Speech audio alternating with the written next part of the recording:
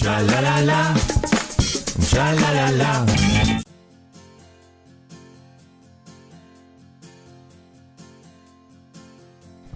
¡Buah!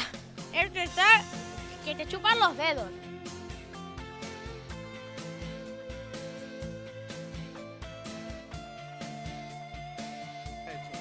Pues mira, ahí están haciendo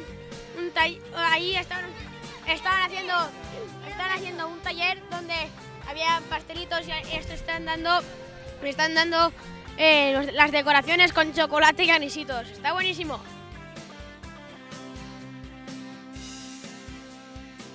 Bueno, estamos aquí en el Parque de la Guardia Civil y vemos que hay una fiesta. ¿Por qué se está haciendo esta fiesta hoy? Pues esta fiesta se está haciendo porque hoy es el Día Internacional, el Día Mundial de Concienciación sobre el Autismo. Y entonces nosotros, como somos un centro que trabajamos en la rehabilitación o la reeducación de niños y de personas con trastornos del espectro autista, hemos querido que participara todo nuestro barrio en talleres que van dirigidos a mejorar el rendimiento de los sentidos.